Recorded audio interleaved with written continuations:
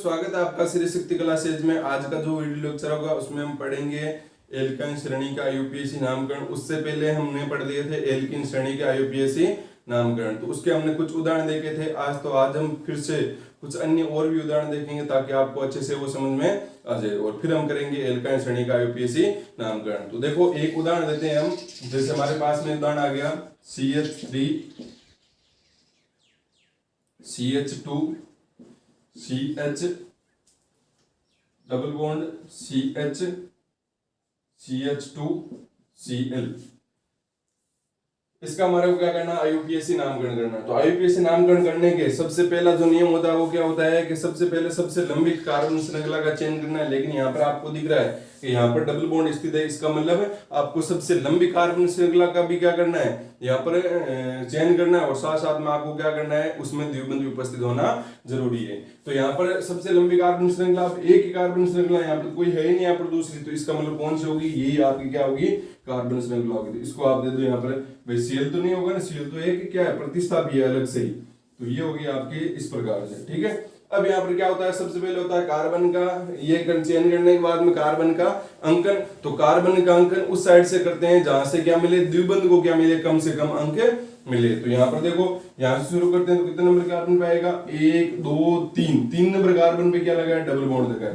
3 number carbon पे क्या है, डबल बॉन्ड। और यहाँ शुरू करेंगे तो 1 और 2 नंबर पे क्या आ गया आपका, डबल बॉन्ड आ गया। ध्यान रखना डबल बॉन्ड में कैसे बता रहा हूँ, 1 2 3 4 नंबर पे डबल बॉन्ड नहीं है। इस साइड से गिन रहे हो तो आपका 3 नंबर पे डबल बॉन्ड मिलेगा, और उस साइड से गिनोगे तो 1 2 नंबर के जस्ट बाद में आ रहा है ना डबल बॉन्ड, इसका मतलब वो 2 नंबर पे डबल बॉन्ड है। ठीक है, तो इस प्रकार से आपको ध्यान रखना है। तो अंकन कहां से करेंगे, उस साइड से करेंगे, क्योंकि वहां पर 2 नंबर पे आ रहा है डबल बॉन्ड और यहाँ पर 3 नंबर पे आ रहा है, और यहाँ से प्रतिस्थापी भी आपके पास में, इसका मतलब वहीं से करोगे अंकन। यहाँ से इसको 1 नंबर दे दो, 2 3 और 4 और 5। सबसे पहला कार्य होता है कि प्रतिस्थापी का नाम लिखना। तो प्रतिस्थापी 1 नंबर कार्बन पे कौन है, क्लोरो है, तो क्या उसके क्लोरो की स्थिति बतानी पड़ेगी ना। तो कितने कार्बन पे, 1 नंबर पे 1 क्लोरो, 1 क्लोरो, अंक और नाम के मध्य क्या, हाइपन, 1 क्लोरो। उसके बाद में आगे क्या आएगा, 1 क्लोरो के बाद में कोई प्रतिस्थापी नहीं है, इसका मतलब अब क्या लिखना है आपको, यहाँ पर इसका नाम लिखना है, जो हाइड्रोकार्बन है, जो श्रृंखला उसका नाम। कितने कार्बन है, 5 है, तो क्या लिखोगे, पेंट। ठीक है, कितने नंबर कार्बन पे द्विबंध है, 2 नंबर पे है, तो यहाँ पर क्या लिखोगे, 2, और क्या हो जाएगा, इन, 2 इन। ये हो गया इसका नाम, समझ में आ गया। और हम एक अन्य उदाहरण करते हैं।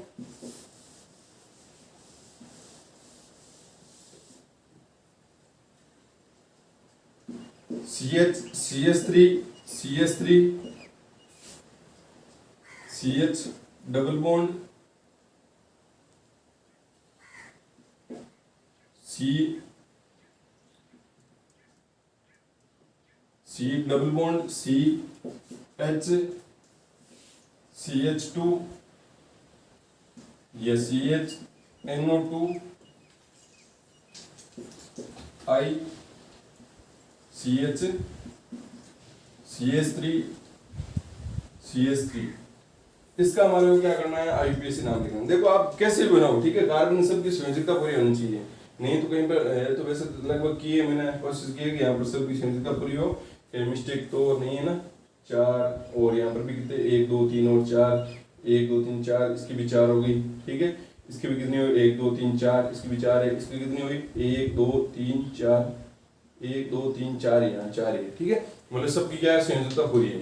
तो यहाँ पर सबकी संयोजकता पूरी है, तो अब इसका हमारे क्या लिखना है, आईयूपीएसी नाम लिखना है। तो आईयूपीएसी नाम लिखना, तो यहाँ पर पहले आप देख लिया करोगे भाई डबल बॉन्ड या ट्रिपल बॉन्ड है तो नहीं, क्योंकि डबल बॉन्ड और ट्रिपल बॉन्ड होगा तो आपको डबल बॉन्ड और ट्रिपल बॉन्ड को क्या करना है, साथ में लेकर ये क्या करना है, जो मुख्य श्रृंखला उसका चयन करना है। तो यहाँ पर डबल बॉन्ड दिख रहा है, इसका मतलब आपको मुख्य श्रृंखला का चयन करते समय वो सबसे लंबी का जहां तक संभव हो सके, और साथ में ही यहाँ पर डबल बॉन्ड भी होना चाहिए।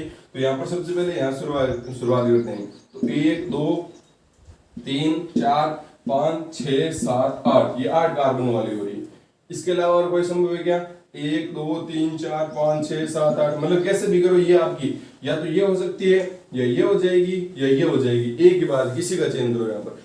ठीक है, क्योंकि ये चयन करोगे तब भी इसमें 2 प्रतिस्थापी होंगे, ये चयन करोगे तब भी इसमें ये वाले 2 प्रतिस्थापी, ये तो हो जाएंगे, दोनों में सब में समान ही है बीच में। ठीक है, तो इसका मतलब आप कोई सी भी मतलब श्रृंखला का चयन कर सकते हो। तो मान लेते हैं हम इस श्रृंखला का चयन कर लेते हैं इस प्रकार से, ये हमारी श्रृंखला हो गई।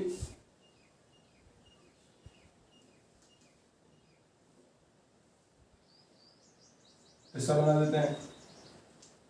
चलो अब हमारा क्या करना है, इसका क्या करना है, ये श्रृंखला का चयन करने के बाद में कार्बन का अंकन उस साइड से करते हैं जहां से द्विबंध को क्या मिले, कम से कम अंक मिले। तो द्विबंध आपका किस साइड में है, द्विबंध चलो देख लेते हैं। अंकन दो तरीके से, दो साइड से कर सकते हैं, या तो यहाँ से स्टार्ट करेंगे या वहां से स्टार्ट करेंगे। तो यहाँ से स्टार्ट करते हैं, देखिए क्या होगा, 1 2 3, 1 2 और 3, 3 नंबर पे क्या आ रहा है, डबल बॉन्ड आ रहा है। यहाँ से शुरू करते हैं तो यहाँ पर आएगा, देखो क्या आएगा, 1 2 3, यहाँ पर 3 नंबर पे नहीं आ रहा है, लेकिन यहाँ पर आ रहा है, देखो 1 2 3, 3 नंबर पे डबल बॉन्ड आ रहा है। इसका मतलब कार्बन का अंकन आप इसी साइड से शुरू करोगे। तो यहाँ पर क्या होगा, 1 2 3 4 5 6 7 और 8, ये 8 कार्बन वाला ऑप्शन है।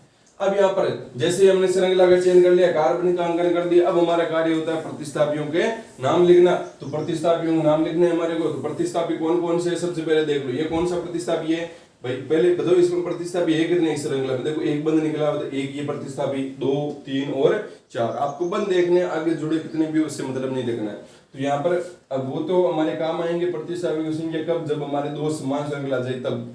अब यहाँ पर क्या होगा, यहाँ पर देखो ये होता है मेथिल, मेथिल में एम आता है, ये भी मेथिल है, और ये नाइट्रो है, ये आयोडो है, ये आई क्या होता है, आयोडो, ठीक है। और इतनी है, तो यहाँ पर आयोडो में आई आता है, नाइट्रो में एन आता है, और मेथिल में एम आता है। तो इसका मतलब पहले कौन सा आएगा, पहले मेरे हिसाब से कौन सा आएगा, आयोडो आएगा, क्योंकि आई पहले आता है अंग्रेजी वर्णमाला में, तो अंग्रेजी वर्णमाला में पहले आता है, तो उसको पहले लिखेंगे। अब बताओ कितने नंबर कार्बन पे आयोडो है, तो यहाँ पर देखो कितने नंबर पे, 6 नंबर पे आयोडो थी। यहाँ पर आपको लिखना पड़ेगा ना, क्या लिखोगे, 6 आयोडो, 6 आयोडो, ठीक है। उसके बाद देखो 6 आयोडो के बाद में यहाँ पर फिर कौन आता है आपका अंग्रेजी वर्णमाला में, एम के बाद एम आता है कि एन आता है, पहले आता है आपका कौन सा, एम आता है। तो एम में आता है, तो मतलब मेथिल लिखेंगे। तो मेथिल कौन कौन से, एक तो 2 नंबर कार्बन पे मेथिल लगा है, और एक 7 नंबर कार्बन पे मेथिल लगा है। तो आप ऐसे नहीं अलग अलग कार्बन पे लिखोगे 2 मेथिल 7 मेथिल, ऐसे नहीं लिखना। आपको जब भी समान प्रतिस्थापी दिखे तो उनको एक साथ लिखना है। तो यहाँ पर 2 और 7 पर क्या है, मेथिल है, तो आप यहाँ पर क्या लिखोगे, कोमा लगागे, सॉरी कोमा क्या हाइफन लगागे, 2,7, अंक के मध्य कोमा लगेगी, 2,7। अब आगे क्या लगोगे, डाई, क्योंकि क्या है 2 मेथिल है, तो क्या लिखोगे, डाई मेथिल, ये हो गया मेथिल वाला। 6 नंबर कार्बन पे और कौन है, तो यहाँ पर लिख दोगे 6 नाइट्रो, इसको क्या बोलते हैं, नाइट्रो, तो ये नाइट्रो हो गया। ये आपके सारे प्रतिस्थापियों के नाम लिख दिए। अब हमारे को क्या लिखना है, इस मुख्य कार्बन श्रृंखला का नाम लिखना है। तो मुख्य कार्बन श्रृंखला है, उसमें देखो कितने आपके कार्बन है, 8 है, तो इसका मतलब क्या लगाओगे, 8 के लिए ऑक्ट, क्या लगाओगे, ऑक्ट। अब यहाँ पर देखो, अब यहाँ पर आपको दिख रहा है कि एक 3 नंबर कार्बन पे डबल बॉन्ड है और एक 4 नंबर कार्बन पे डबल बॉन्ड है। भाई ऐसे गिनेंगे ना, 1 2 3, 3 नंबर पे डबल बॉन्ड आ रहा है, फिर आगे जाते तो 4 नंबर पे क्या आ रहा है, डबल बॉन्ड आ रहा है, मतलब 2 डबल बॉन्ड है।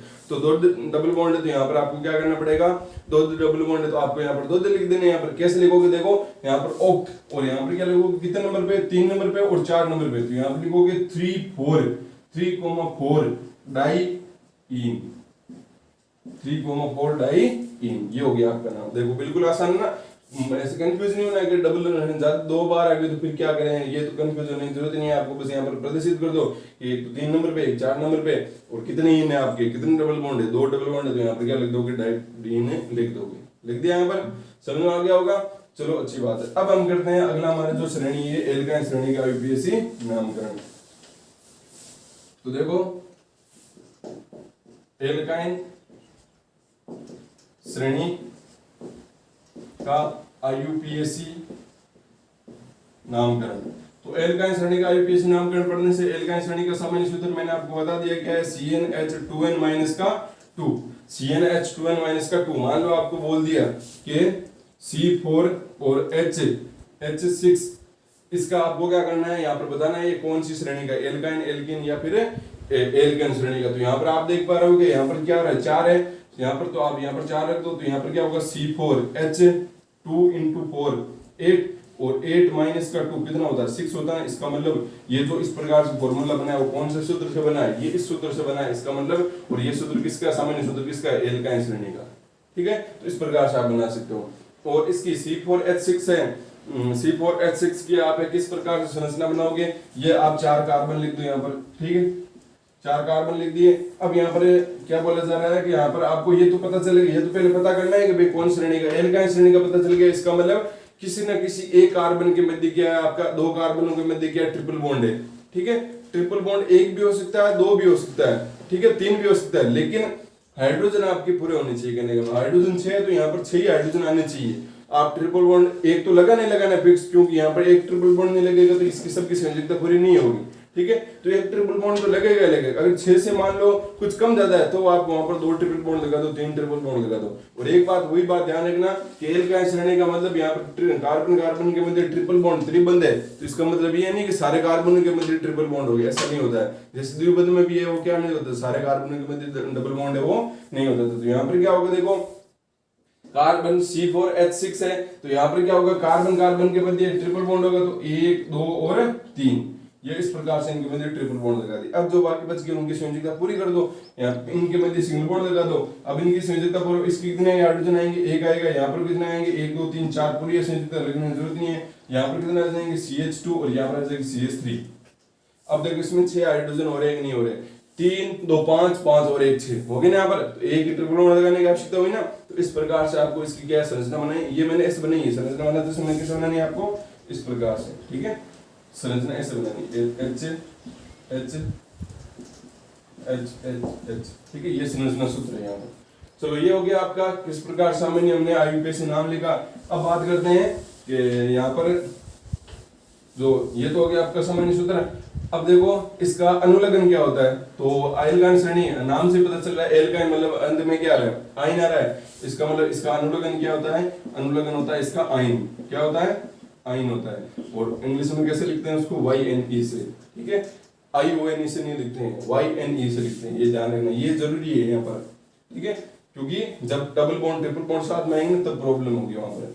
तो ये हो गया आपके सामान्य सूत्र और इसका अनुलग्न वगैरह हो गया। कार्बन कार्बन के मध्य क्या बचा है, ट्रिपल बॉन्ड बच जाता है। अब यहाँ पर इसके नामकरण के नियम क्या होते हैं, तो नामकरण के नियम एज इट इज वही है जो किसके आपके, जो मतलब जो एल्केन श्रेणी के, एल्केन श्रेणी कौन से, वो 2 के। मतलब आपको क्या करना है, सबसे लंबी श्रृंखला का चयन करना है और उसमें क्या आना चाहिए, ट्रिपल बॉन्ड आना चाहिए। और कार्बन का अंकन करते समय ट्रिपल बॉन्ड को कम से कम क्या मिले, अंक मिले। तो वही सेम है नियम है, और वो बाकी जो बच गए वही मतलब कौन से, एल्केन श्रेणी वाले नियम है। तो सीधा हम इसका उदाहरण ही करते हैं। तो देखो उदाहरण करते हैं यहाँ पर सबसे पहले। और एक बात ध्यान रखना कि यहाँ पर जैसे यहाँ पर भी ये वो क्या होंगे, सबसे जो छोटा यौगिक होगा एल्काइन श्रेणी होगा, उसमें कम से कम कितने कार्बन होंगे, 2 कार्बन होंगे। कितने कार्बन होंगे, 2 कार्बन। जैसे एल्कीन श्रेणी में भी क्या होता था, सबसे छोटे यौगिक में क्या होता था, इस प्रकार से यहाँ पर आपके मतलब 2 कार्बन होते थे। लेकिन जो एल्केन श्रेणी है उसमें एक ही कार्बन हो सकता है, क्योंकि वहां पर तो सिंगल बॉन्ड है, जरूरी नहीं है, वहां पर कोई कंडीशन थोड़ी होती है कार्बन कार्बन के मध्य या फिर मतलब सिंगल बॉन्ड बनेगा। यहाँ पर तो सिंगल बॉन्ड बन गया, मतलब यहाँ पर कौन सा हो गया आपका, एल्केन श्रेणी। इनमें ध्यान रखना है कि एल्कीन और एल्काइन में सबसे छोटा जो लघुत्तम यौगिक होता है उसमें कम से कम कितने कार्बन होते हैं, 2 कार्बन होते हैं। तो ये बात आपको ध्यान में रखनी है। अब देखो यौगिक लेते हैं कुछ, जैसे CH triple bond, CH Cl CH C3H7 CH3। इसका आपको क्या करना है, IUPAC नाम लिखना है। तो इसका IUPAC नाम कैसे लिखेंगे, देखो सबसे पहले हमारा क्या कार्य होता है कि सबसे पहले हमारे को सबसे लंबी श्रृंखला का चयन करना है। और चूंकि यहाँ पर आपको ट्रिपल बॉन्ड दिख रहा है, इसका मतलब उस श्रृंखला में हमारे क्या होना चाहिए, ट्रिपल बॉन्ड भी होना चाहिए। तो यहाँ पर देखो सबसे लंबी श्रृंखला का चयन करते हैं। सबसे लंबी श्रृंखला आपकी कौन सी होगी, देखो यहाँ शुरू करते हैं 1 2 3, ये तो होगा नहीं, Cl है, 1 2 3 4 5, ये 5 कार्बन वाली बन रही है। और कोई दिख रही है क्या, नहीं दिख रही है ना, और कोई दिख रही है क्या, 1 2 3 4 5, 1 2 3 4 5, ये भी 5 हो रही है, नहीं हो रही है। यहाँ पर देखो कितने हैं, 3 कार्बन है। कितने कार्बन है, 3 कार्बन है। इसका मतलब यहाँ पर CH2 CH2 CH3 और होगा। तो आप इसको क्या बोलोगे, 1 2 3 4 5 6 7 कार्बन वाली श्रृंखला बन रही है। C3H7 को प्रतिस्थापित जब लिखा था बताया था ना कि C3H7 को हम क्या लिख सकते हैं, इस प्रकार से भी लिख सकते हैं, CH2 CH3। इसमें भी देख लो 3 कार्बन, 1 2 3 कार्बन, हाइड्रोजन 7 होना चाहिए, 3 और 4 कितने होंगे, 3 और 4 कितने होते हैं, 7। इसका मतलब C3H7 है तो उसमें कितने आएंगे आपके कार्बन, 3 आएंगे। और दिख भी रहा है सीधे सी बात, तो इसको भी आपको लिखना है। तो यहाँ पर कितने कार्बन वाली श्रृंखला हो जाएगी आपकी, यहाँ पर हो जाएगी आपकी 7 कार्बन वाली श्रृंखला। तो यहाँ पर इस श्रृंखला को आप लिख दो यहाँ पर, ये लो इस प्रकार से, ये हो गया आपकी मुख्य श्रृंखला जिसमें ट्रिपल बॉन्ड उपस्थित है। अब गणना होता है कार्बन का अंकन, तो कार्बन का अंकन सीधी सी बात यहीं से स्टार्ट करेंगे, क्योंकि यहाँ से भी सबसे कम है वो ट्रिपल बॉन्ड को कम से कम अंक मिलेगा, क्योंकि वहां पर तो 3 नंबर, 3 के बाद में 4 5 6 नंबर कार्बन में ट्रिपल बॉन्ड आएगा। इसका मतलब यहीं से अंकन शुरू करोगे तो 1 2 3 4, यहाँ पर लिख दोगे 5 6 और 7, क्योंकि वहां पर कोई प्रतिस्थापन नहीं है तो आपको खोलने की जरूरत नहीं है। अब यहाँ पर देखो कितने हो जाएंगे आपके प्रतिस्थापित। सबसे पहले लिखना है आपको, यहाँ पर क्लोरो है 3 नंबर कार्बन पे, और यहाँ पर मेथिल कौन आएगा, पहले क्लोरो आएगा कितने नंबर कार्बन पे, 3 पर, तो क्या लिखोगे 3 क्लोरो और 4 मेथिल। देख लो मैंने यहाँ पर क्या लिखा है, नाम और अंक के मध्य हमेशा हाइपन लगे हैं, अंक और नाम के मध्य हाइपन, ठीक है, ये बात ध्यान में रखनी है आपको। अब यहाँ पर क्या हो गया, ये तो सारे प्रतिस्थापित। अब हमारे क्या लिखना है भाई, कितने कार्बन वाले, कितने मतलब 7 कार्बन वाले, तो क्या लिखोगे हेप्ट कार्बन, 7 कार्बन होता है उसके लिए क्या प्रयोग करते हैं, हेप्ट प्रयोग करते हैं। अब कितने नंबर पे ट्रिपल बॉन्ड है, 1 नंबर पे ट्रिपल बॉन्ड है, 2 नंबर पे नहीं, 1 नंबर पे, ठीक है। यहाँ से स्टार्ट करते हैं, इसी नंबर पे ट्रिपल बॉन्ड आएगी, ये बात ध्यान रखना, यहाँ पर गलती कर देते हो, ठीक है। तो 1 नंबर पे ट्रिपल बॉन्ड, तो यहाँ पर क्या लिखोगे 1 और क्या लिख दोगे आइन, ये लिख दिया, ठीक है, समझ में आ गया। अब देखो और उदाहरण करते हैं।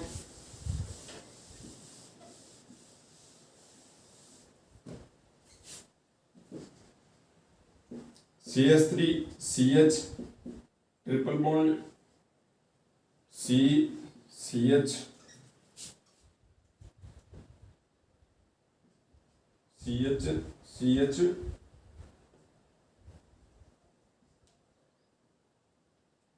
C2H5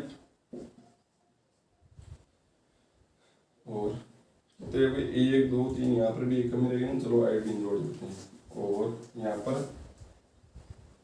ट्रिपल बॉन्ड CH हो गए 3, और यहाँ पर भी जोड़ने की जरूरत नहीं है, यहाँ पर हो जाएगा डबल बॉन्ड, एक हाइड्रोजन की जरूरत है तो Cl जोड़ देते हैं भाई, कैसे भी जोड़ सकते हैं यहाँ पर। और यहाँ पर क्या हो जाएगा CH2, इसका हमारे क्या लिखना है, नाम लिखना है, ठीक है, IUPAC नाम। तो ये देखो कितने हैं यहाँ पर, ट्रिपल बॉन्ड भी है, डबल बॉन्ड है, तो टेंशन नहीं लेनी है, बस आपको सबसे पहले क्या कार्य होता है, सबसे लंबी श्रृंखला का चयन करना जिसमें द्विबंध या त्रिबंध उपस्थित हो। तो सबसे लंबी श्रृंखला का चेक करते हैं सबसे पहले, 1 2 3 4 5 6 7 8 9 कार्बन वाली है। और देखो 1 2 3 4 5 6 7, दो है ना पर C2H5 है, 7 हो रही है यहाँ पर। तो सीधी बात, ये तो प्रयोग कर ही नहीं सकते, इसका तो चयन कर ही नहीं सकते, क्योंकि यहाँ पर ये इसका करेंगे तो ये डबल बॉन्ड ट्रिपल बॉन्ड रह जाएंगे। इसका मतलब हमारी सबसे मुख्य श्रृंखला कौन सी होगी, ये होगी 9 कार्बन वाली। तो इसको आप यहाँ पर इस प्रकार से लिख लो। अब उसके बाद हमारा कार्य होता है कार्बन का अंकन। कार्बन का अंकन उस साइड से करते हैं जहां से, अब यहाँ पर देखो डबल बॉन्ड और ट्रिपल बॉन्ड दोनों आ गए।